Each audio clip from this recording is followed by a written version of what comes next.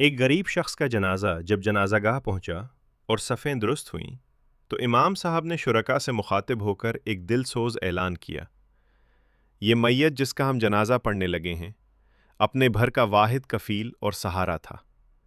سوگوارا میں صرف ایک بیوہ اور چھوٹے بچے ہیں۔ عدت کے ایام میں ان کے پاس آمدنی کا کوئی ذریعہ نہیں ہے، لہٰذا جنازہ گاہ کے مرکزی دروازے پر ایک چادر بچھا دی گئی ہے۔ جو بھی صاحب توفیق بغیر کسی دکھلاوے کے اللہ کی رضا کے لیے 1 روپے سے لے کر اپنی حیثیت کے مطابق جتنی رقم دے سکتا ہے وہ وہاں ڈال دے۔ جنازے کے بعد جب چادر سے رقم جمع کی گئی تو وہ 1 لاکھ روپے سے زائد تھی۔ کسی کے 10 روپے تھے تو کسی کے 100، لیکن اس مشترکہ ہمدردی نے یتیم بچوں کے لیے کئی مہینوں کا معاشی سکون فراہم کر دیا۔ تعزیت صرف ہاتھ اٹھا کر دعا کرنے کا نام نہیں، بلکہ دکھ کی گھڑی میں عملی سہارا بننے کا نام ہے۔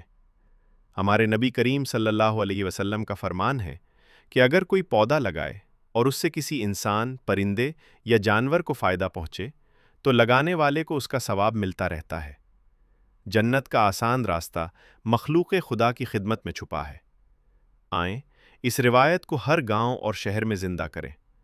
جب بھی کسی ایسے غریب کا جنازہ ہو جو گھر کا واحد کفیل تھا، تو وہاں کے علماء کرام 5 منٹ اس کی زندگی پر بات کرنے کے بجائے یہ اعلان کریں کہ مرحوم کے بچوں کے لیے اپنا حصہ ڈالیں، تاکہ اس خاندان کو معاشی پریشانی سے بچایا جا سکے اور آپ کا یہ عمل آپ کے لیے صدقہ جاریہ بن جائے۔